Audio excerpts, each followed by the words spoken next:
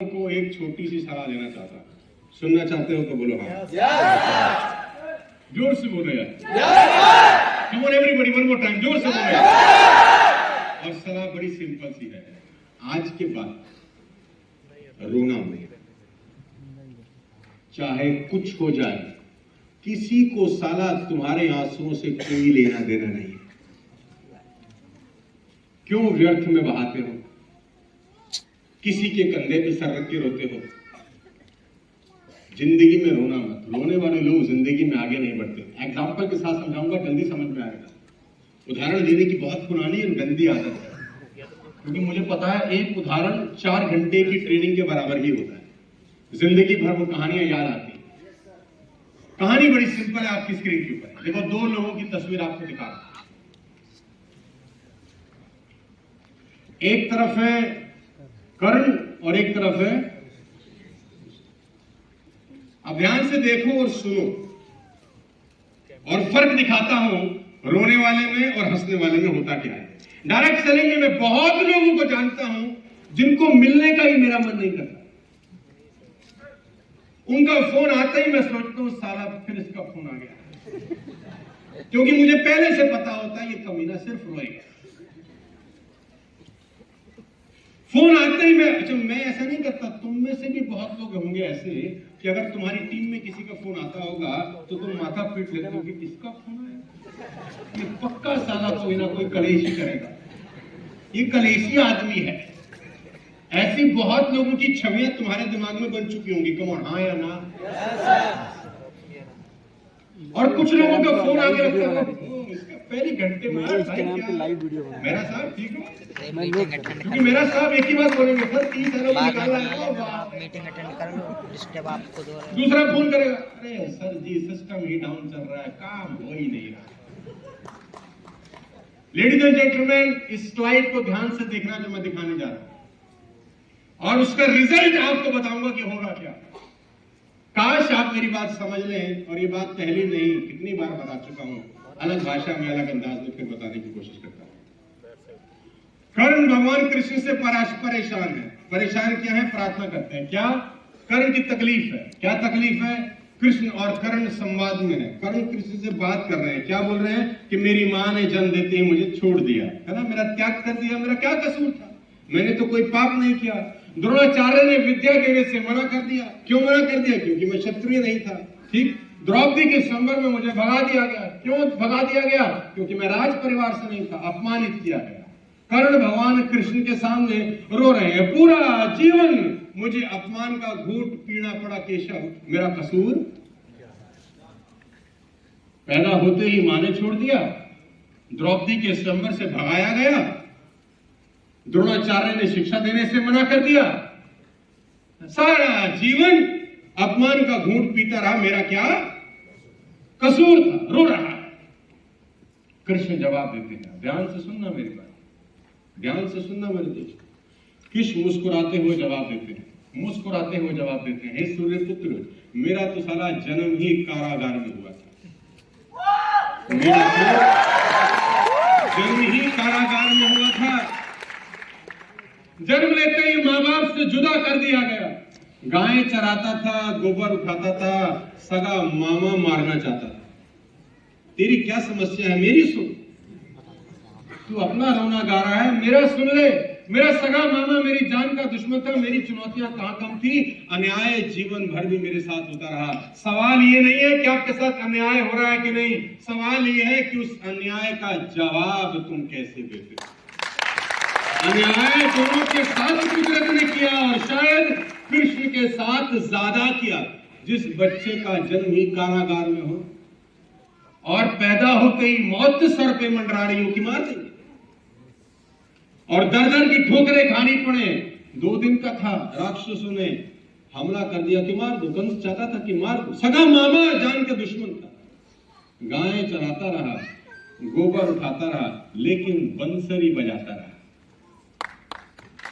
बंसरी बजाता रहा, मौज में रहा, कभी रोया नहीं, परेशान नहीं हुआ। लेडीज एंड जेंटलमैन, प्रॉब्लम क्या है? कर्ण जीवन भर अतीत की कड़वाहट से भरे रहे, और कृष्ण कभी अपने अतीत पर आरोप नहीं लगाए। कर्ण जीवन भर अतीत की कड़वाहट से भरे रहे। कृष्ण कभी अपने अतीत पर आरोप नहीं लगाए, बांसुरी बजा रहे हैं, गैया चढ़ा रहे हैं, कर्ण पीछे देख रहे हैं और कृष्ण। देखा जाए तो कुदरत ने दोनों के साथ अन्याय किया। कर्ण जिंदगी भर वो न्याय भूल नहीं सका और कृष्ण को जिंदगी भर वो अन्याय याद ही नहीं। Ladies and gentleman, boys and girls, मैं आपको बता दूं, एक ने अपने आप को क्रोध के विष से भर लिया, क्रोध में रहा, सड़ता रहा, रोता रहा, और दूसरे ने स्वीकृति के अमृत से। दोनों में एक ही चीज का फर्क था और वो था एक्सेप्टेंस। एक जीवन भर अपनी कहानी को एक्सेप्ट ही नहीं कर सका और दूसरे ने खुशी खुशी अपनी नियति स्वीकार कर दी कि ऐसा ही है तो ऐसा ही सही। अब आपको सवाल का जवाब ये देना है कि कर्ण की तरह रोना है या कृष्ण की तरह जिंदगी में उत्सव मनाना है। ये सवाल आपके ऊपर है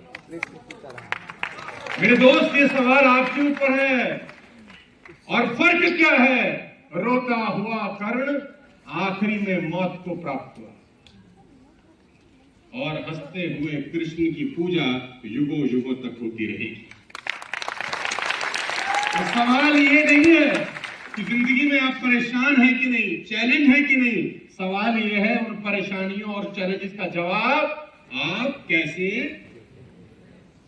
तुम में से किसी का जन्म कारागार में हुआ है? मेरा भी नहीं हुआ।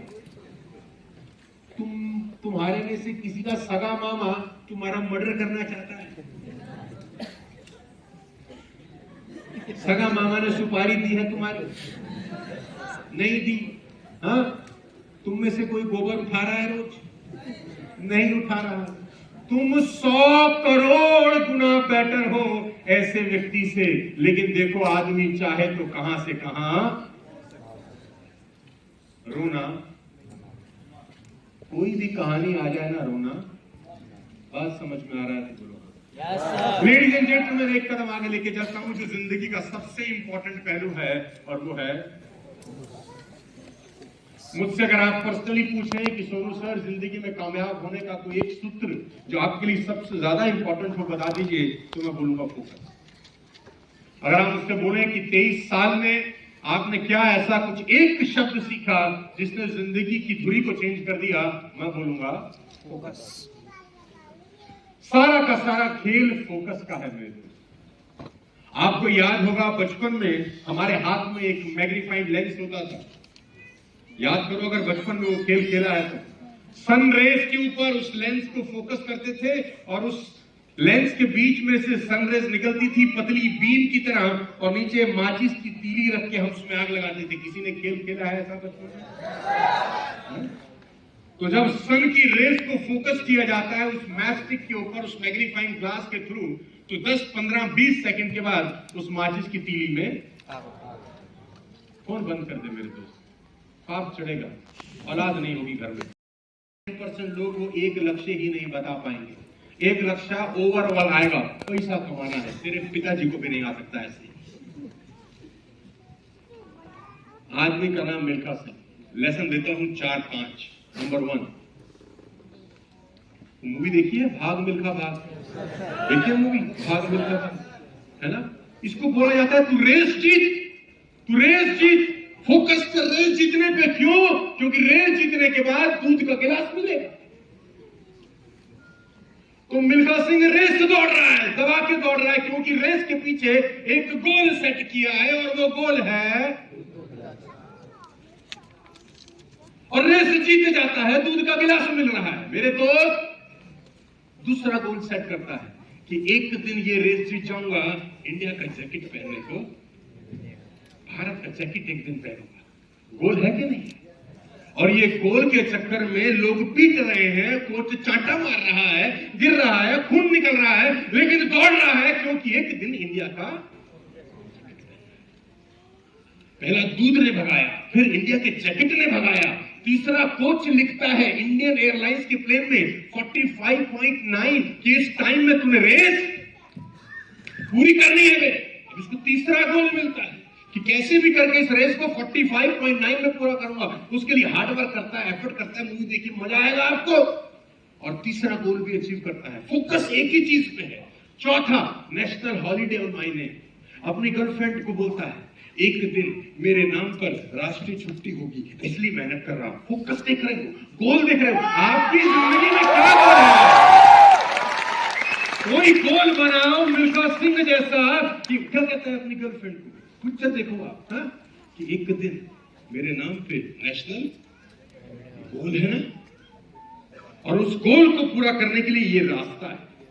आज यहां से निकलने के बाद साला एक गोल बना लेना जिंदगी का, बस मिल्खा सिंह की तरह एक, कोई भी गोल आपकी चॉइस है। एक गोल बना लेना कि जीवन में अगले 1 साल के अंदर, अगले 6 महीने के अंदर, अगले 2 साल 5 साल में किसी भी हालत में ये। दूसरी लेसन देखना, डिस्ट्रैक्शन। जब आप गोल बनाते हैं ना और फोकस क्लियर होता है तो डिस्ट्रैक्शन स्टार्ट होती है।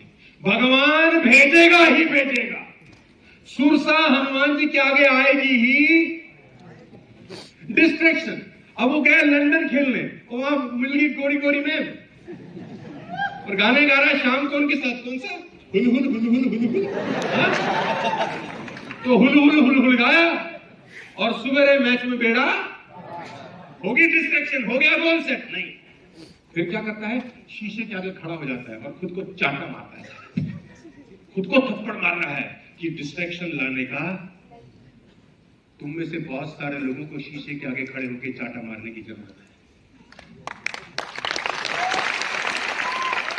तू मार रहा है चांटा अपने मुंह के ऊपर कि तू क्या बड़ा गोल लेकर आया था साला, और तू कहां इन अंग्रेजी मेमों के चक्कर में पड़ा है।